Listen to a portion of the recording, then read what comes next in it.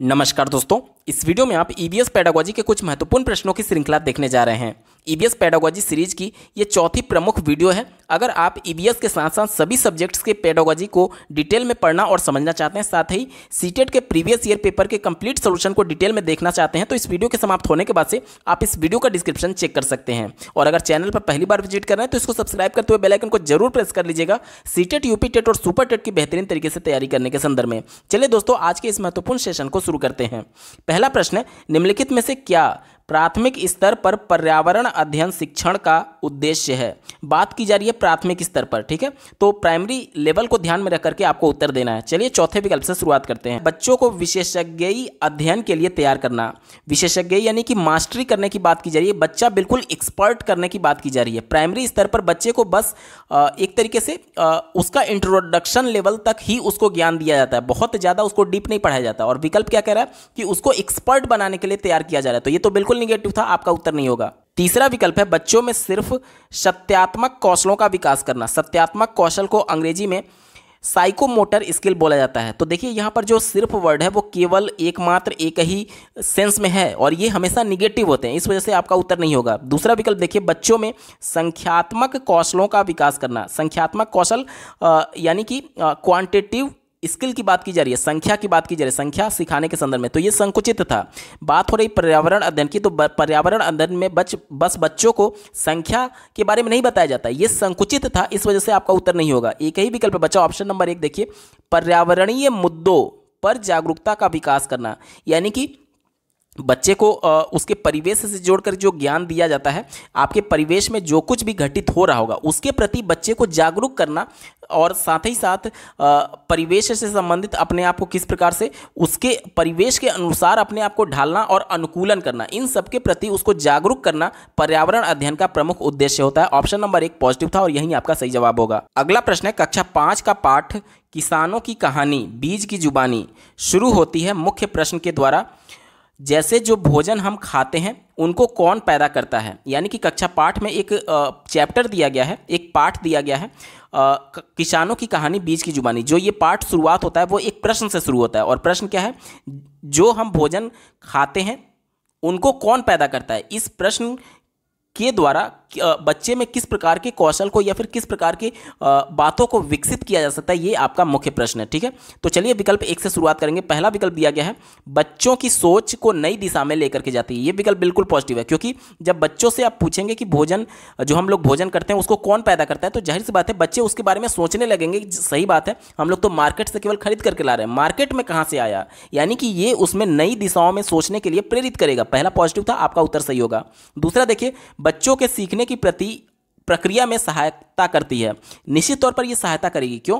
क्योंकि जब बच्चे इसका उत्तर ढूंढ रहे होंगे कि आखिर अनाज पैदा कहाँ से होता है, कैसे अनाज पैदा होता है, तो बच्चे इसमें इंटरेस्ट लेंगे। क्यों? क्योंकि उसमें उत्सुकता है जानने के लिए। और जब भी किसी के प्रति बच्चे इंटरेस्ट लेते हैं, उसमें उत्सुकता दिखाते हैं, तो उनका अधिगम जो होता है वो अर्थपूर्ण होता है। क्यों? क्योंकि रुचि की वजह से उसमें इंटरनल मोटिवेशन जनरेट होगा उस चीज़ को समझने के लिए और उस चीज़ के बारे में जानने के लिए, और इसलिए बच्चे उसमें एक तरीके से ध्यान लगाते हैं और उसकी वजह से उनका जो अधिगम होता है वो अर्थपूर्ण होता है। दूसरा वाला भी पॉजिटिव हो गया।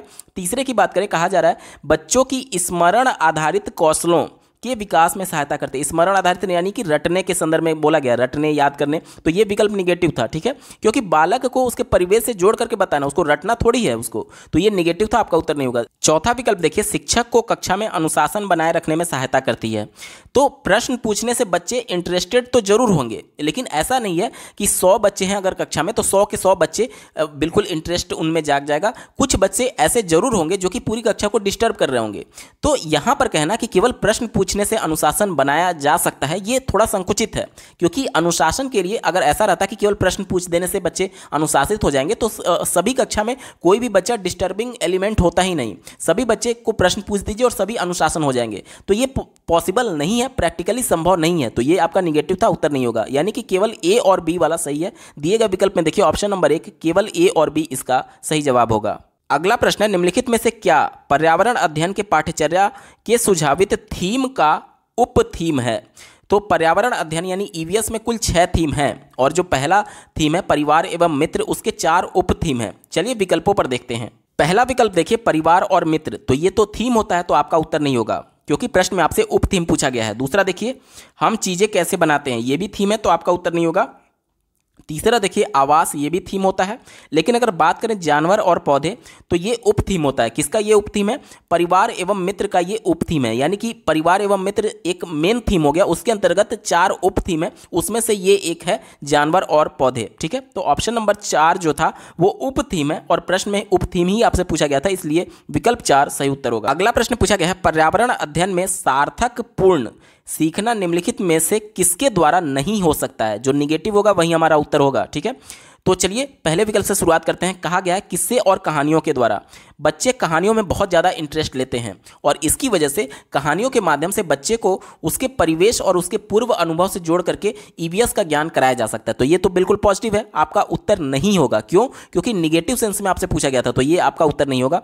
दूसरा देखिए, बच्चों को अपने पर्यावरण का खोजने का अवसर देकर के, देखिए एनसीएफ 2005 और राष्ट्रीय शिक्षा नीति 2020 दोनों सार्थक पूर्ण अधिगम के लिए अन्वेषण यानी खोज करने पर जोर देती है। तो ये तो बिल्कुल पॉजिटिव था, इस वजह से आपका उत्तर नहीं होगा, क्योंकि आपसे निगेटिव सेंस में पूछा गया है। तीसरा देखिए, प्रत्येक उप प्रकरण के प्रारंभ में कुछ मुख्य प्रश्न पूछ करके, जब भी बच्चों से प्रश्न पूछे जाते हैं उससे संबंधित जिस टॉपिक को आप पढ़ाने जा रहे हैं, तो बच्चा उसमें उत्सुकता पूर्व रुचि लेने लगता है। बच्चे उत्सुक हो जाते हैं उसके बारे में जानने के लिए, और उसके वजह से उसमें इंटरेस्ट जनरेट होगा, और इंटरेस्ट की वजह से उसमें इंटरनल मोटिवेशन जनरेट होगा उसको सीखने के लिए, और उस दौरान वो चीज़ों को ध्यानपूर्वक सुन रहा होगा, ध्यानपूर्वक देख रहा होगा, और इसकी वजह से उसमें सार्थक पूर्ण अधिगम किया जा सकता है। ये चूंकि पॉजिटिव था, इस वजह से उत्तर नहीं होगा, क्योंकि निगेटिव सेंस में पूछा गया था, तो ये भी आपका गलत हो गया। एक ही विकल्प बचा ऑप्शन नंबर 4। देखिए, बच्चों को स्मरण आधारित सीखने में शामिल करके, जहां भी रटना, स्मरण करना, ये सभी वर्ड आपको दिखते हैं,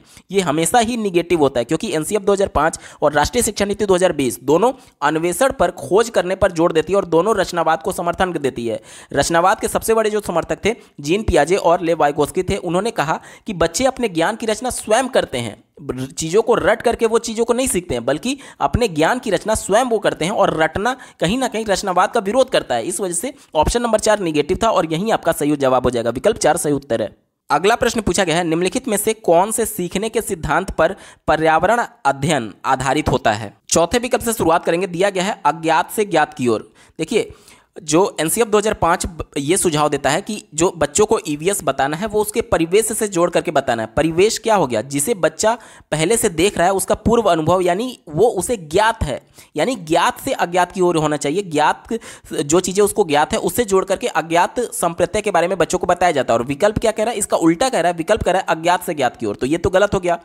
तीसरा देखिए, वैश्विक से सामान्य की ओर। वैश्विक मतलब क्या हो गया? जो अमूर्त चीजें हैं बच्चों के लिए, और सामान्य क्या? जो चीजें वो अपने परिवेश में देखा है, तो ये भी बिल्कुल उल्टा है। बच्चे को सामान्य से वैश्विक की ओर ले जाना चाहिए, तो ये भी विकल्प उल्टा था, आपका उत्तर नहीं होगा। दूसरा देखिए, अमूर्त से मूर्त की ओर। अभी जैसे मैंने आपको बताया कि बच्चे को परिवेश से जोड़ करके ईवीएस बताया जाता है, यानी कि परिवेश से जोड़ना, यानी कि जो चीजें वो पहले से देखा हुआ है, मूर्त अवस्था में देखा हुआ है, यानी मूर्त से अमूर्त की ओर होना चाहिए था। ये भी विकल्प निगेटिव है, उत्तर नहीं होगा। एक ही विकल्प बचा ऑप्शन नंबर 1। देखिए, मूर्त से अमूर्त की ओर। मूर्त कहने का मतलब कि जो चीजें वो प्रत्यक्ष तौर पर देख रहा है अपने परिवेश में, वो उस चीजों को देख करके अगर उससे कोरिलेट करके आप चीजों को बताएंगे तो बच्चा जल्दी सीखेगा। अगला प्रश्न पूछा गया है, निम्नलिखित में से कौन सा पर्यावरण अध्ययन का गुण नहीं है? फिर से निगेटिव सेंस में आपसे प्रश्न पूछा गया है, तो निगेटिव वाला विकल्प ही हमारा सही उत्तर होगा। पहले विकल्प से शुरुआत करेंगे। कहा जा रहा है कि यह एक एकीकृत विषय है। एकीकृत यानी कि कई विषयों को एक साथ जोड़ करके पढ़ाया जाता है। जैसे कि कक्षा 1 और 2 में ईवीएस की अलग से कोई बुक नहीं होती है, बच्चे को भाषा और गणित के माध्यम से ही ईवीएस पढ़ाया जाता है। कैसे भाषा और गणित के माध्यम से बताया जाता है, इसको समझिए। जैसे देखिए, गणित के माध्यम से अगर मैं बताऊं ईवीएस को कैसे बताया जाता है, तो देखिए यहाँ पर एक बिल्ली का चित्र बना रहेगा और उसके आगे 1 लिखा रहेगा। 2 बिल्ली का चित्र बना रहेगा, इसके आगे 2 लिखा रहेगा। तो ये क्या है? ये गणित है। और ये बिल्ली क्या है? उसके परिवेश का भाग था, जो चीज़ें वो मूर्त अवस्था में पहले से देखा हुआ है, यानी परिवेश, यानी कि ईवीएस हो गया।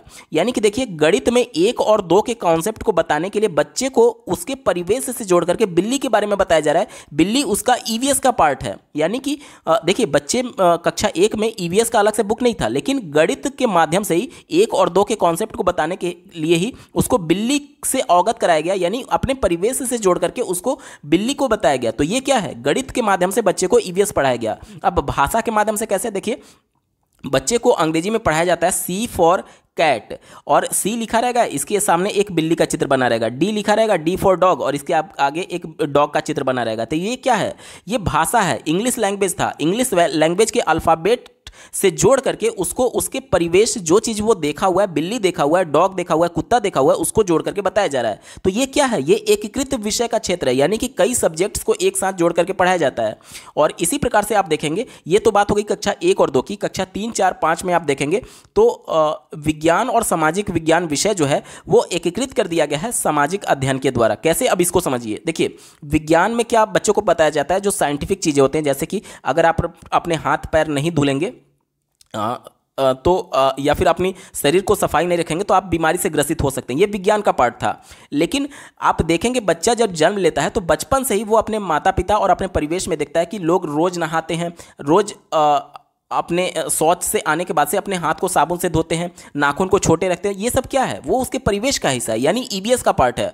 और ये साइंस से जोड़ दिया गया, क्योंकि अगर इसको बच्चे नहीं करेंगे या फिर परिवेश में लोग इस प्रकार से साफ सफाई नहीं रखेंगे तो बीमारी से ग्रसित हो जाएंगे। यानी कि विज्ञान और ईवीएस को एक साथ एकीकृत कर दिया गया है। यही पहला विकल्प बोल रहा है, यानी कि ये पॉजिटिव था। आपका उत्तर नहीं होगा, क्योंकि निगेटिव सेंस में आपसे पूछा गया था। दूसरा देखिए, यह संदर्भित है। संदर्भित कहने का मतलब कि जुड़ा हुआ है उसके संदर्भ में। तो यही चीज़ तो मैं तब से आपको समझा रहा हूँ कि विज्ञान हो गया, सामाजिक विज्ञान हो गया, इसी प्रकार से लैंग्वेज हो गया और मैथ हो गया, इन सबको संदर्भ लेते हुए ईवीएस पढ़ाया जाता है। तो ये भी बिल्कुल पॉजिटिव है, तो आपका उत्तर नहीं होगा। तीसरा देखिए, ये बाल केंद्रित है। तो केवल ईवीएस ही नहीं बल्कि आज सभी सब्जेक्ट्स बाल केंद्रित होता है, क्योंकि राष्ट्रीय शिक्षा नीति 2020 और एनसीएफ 2005 दोनों बाल केंद्रित पर जोर देते हैं। यानी कि बालक को स्वतंत्र वातावरण में अपने ज्ञान की रचना करने के लिए अन्वेषण यानी खोज करने का अवसर दिया जाना चाहिए। तो ऑप्शन 3 जो है वो भी पॉजिटिव था, इस वजह से उत्तर नहीं होगा, क्योंकि निगेटिव सेंस में पूछा गया है। एक ही विकल्प बचा, ऑप्शन नंबर 4 देखिए, यह एक विषय क्षेत्र है। एक विषय कैसे होगा? जब मैं आपको पहले ही बता चुका हूं कि ये लैंग्वेज यानी भाषा और गणित से जोड़ करके इसको पढ़ाया जाता है ईवीएस। जब 3, 4, 5 की बात आती है कक्षा की, तो वहां पर विज्ञान और सामाजिक विज्ञान और ईवीएस सब्जेक्ट एकीकृत करके पढ़ाया जाता है। तो ये एक विषय क्षेत्र कहाँ हुआ? ये तो मल्टी सब्जेक्ट एरिया हो गया ना। तो ये चूंकि विरोधाभास है, इस वजह से ये निगेटिव होगा और इसलिए यही आपका सही उत्तर हो जाएगा, क्योंकि प्रश्न में आपसे नेगेटिव सेंस में पूछा गया था। विकल्प 4 सही उत्तर है। अगला प्रश्न पूछा गया है, भोजन किस प्रकार से खराब होता है? इससे संबंधित प्रयोग के संचालन में एक पर्यावरण अध्ययन का शिक्षक बच्चों की सहायता करता है। निम्नलिखित में से क्या इस प्रयोग के प्रक्रिया आधारित सीखने का उद्देश्य नहीं है? फिर से निगेटिव सेंस में आपसे पूछा गया, जो निगेटिव ऑप्शन होगा वहीं आपका उत्तर होगा। पहले विकल्प की बात करेंगे तो कहा जा रहा है अवलोकन और सूचना दर्ज करना, यानी कि ऑब्जर्वेशन किया जा रहा है और सूचना को दर्ज किया जा रहा है, यानी कि रिकॉर्ड तैयार किया जा रहा है। तो ये तो बिल्कुल पॉजिटिव है, बच्चे खुद देख करके चीज़ों को सीख रहे हैं। यही तो अन्वेषण है कि खुद अवलोकन करके चीज़ों को खोज करना और उसे रिकॉर्ड तैयार करना, यही तो अन्वेषण है, यानी अपने ज्ञान की रचना वो खोज करके कर रहे हैं। तो ये तो बिल्कुल पॉजिटिव था, इस वजह से उत्तर नहीं होगा, क्योंकि निगेटिव सेंस में पूछा गया था। दूसरा देखिए, विश्लेषण करना। अब विश्लेषण कैसे किया जाता है? कई आपके पास जब आपने रिकॉर्ड तैयार कर लिया, अवलोकन करके ऑब्जर्वेशन करके रिकॉर्ड तैयार कर लिया, उसके बाद से रिकॉर्ड के आधार पर आप एनालिसिस करते हैं। ये भी एनालिसिस क्या है? आप किसी निष्कर्ष पर पहुंचने के लिए, अपने ज्ञान की रचना करने के लिए आप चीज़ों को एक तरीके से खोज रहे हैं। तो ये भी बिल्कुल पॉजिटिव है, आपका उत्तर नहीं होगा, क्योंकि निगेटिव सेंस में पूछा गया था। तीसरा विकल्प देखिए, दिया गया है प्रयोग करना। जब आप प्रयोग करते हैं तो उसके बाद से किसी निष्कर्ष पर पहुंचते हैं, यानी आप खुद एक्टिवली पार्टिसिपेट करके खुद करके सीख रहे हैं। तो ये खोज करने से संबंधित है, इस वजह से ये भी आपका पॉजिटिव सेंस में था, इस वजह से उत्तर नहीं होगा। एक ही विकल्प बचा, ऑप्शन नंबर 4 देखिए, स्मरण करना। याद करना, रटना, स्मरण करना, ये हमेशा निगेटिव सेंस में होता है और प्रश्न चूंकि निगेटिव ही पूछा गया था, इस वजह से ऑप्शन नंबर 4 यहां पर बिल्कुल सही जवाब हो जाएगा। अगला प्रश्न है, निम्नलिखित में से क्या पर्यावरण अध्ययन यानी ईवीएस में बच्चों के लिए ज्ञान की रचना के लिए प्रभावशाली संसाधन नहीं है? फिर से आपसे निगेटिव सेंस में पूछा गया है प्रश्न। पहले विकल्प से शुरुआत करेंगे। पहला दिया गया है वास्तविक जीवन की घटनाएं। देखिए, ईवीएस के संदर्भ में एनसीएफ 2005 में लिखा गया कि बच्चों को उसके परिवेश से जोड़ करके बताना है। परिवेश क्या है? उसकी वास्तविक जीवन की घटनाएं हैं। जो चीज़ वो वास्तविक जीवन में देख रहा है वहीं तो उसका परिवेश होगा, यानी कि उससे जोड़ करके बताने की बात की जा रही है। तो ये तो बिल्कुल पॉजिटिव है और प्रश्न चूंकि आपसे निगेटिव पूछा गया था, इस वजह से पहला विकल्प गलत हो जाएगा, क्योंकि ये पॉजिटिव था। दूसरा विकल्प दिया गया था समुदाय सदस्य।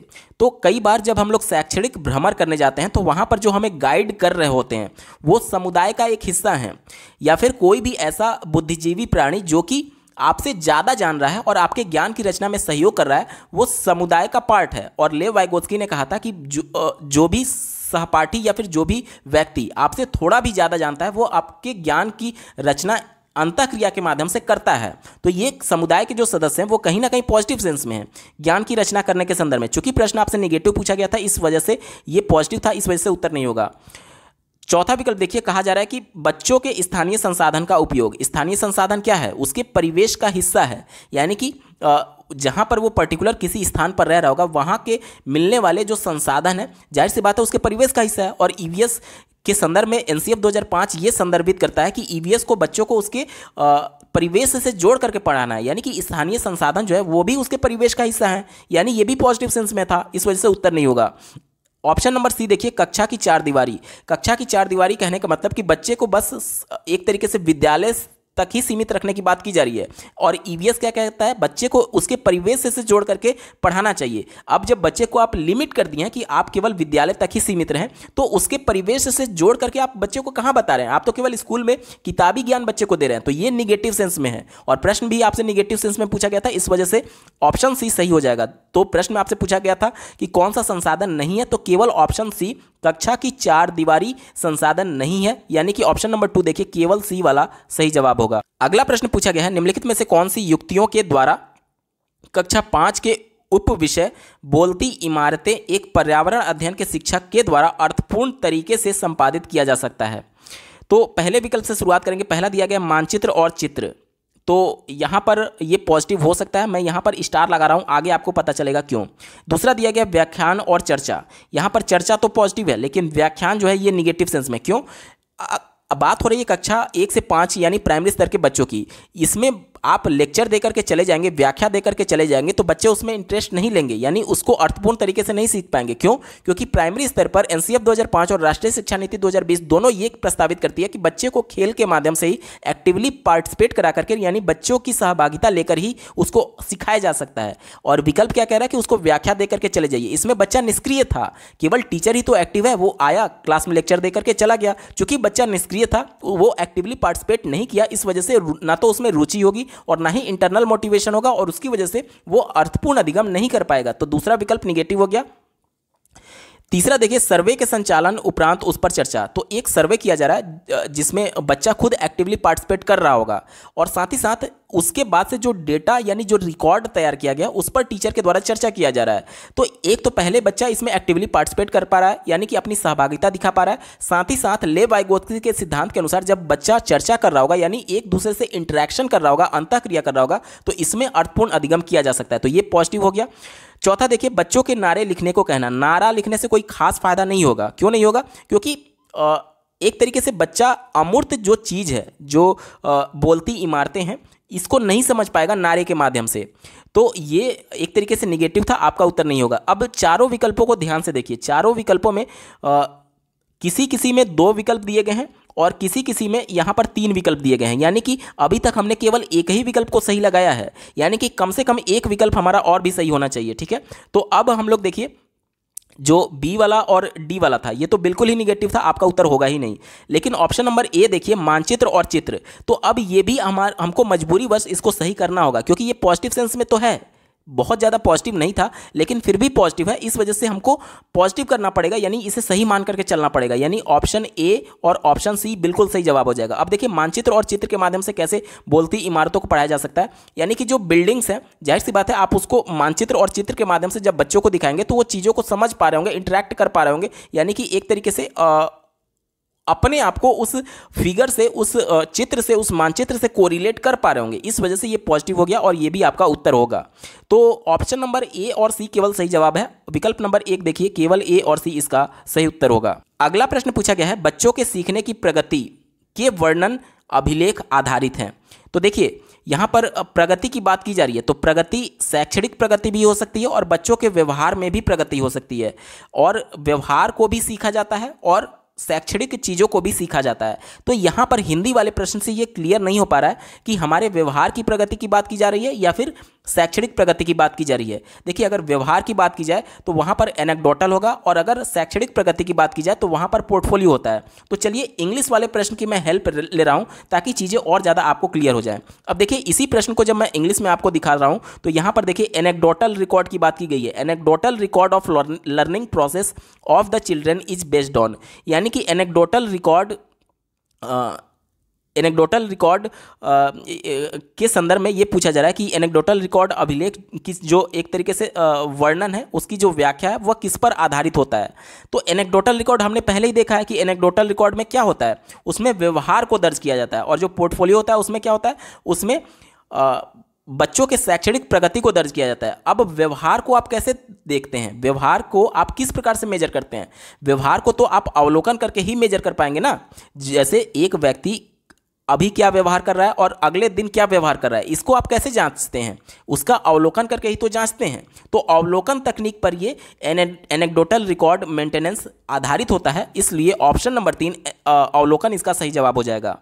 दोस्तों, ईबीएस पेडागोजी के महत्वपूर्ण प्रश्नों की ये श्रृंखला आपको कैसी लगी कमेंट के माध्यम से जरूर बताइएगा, क्योंकि आपका एक कमेंट मुझे मोटिवेट करेगा ऐसे ही महत्वपूर्ण वीडियो लाने के संदर्भ में।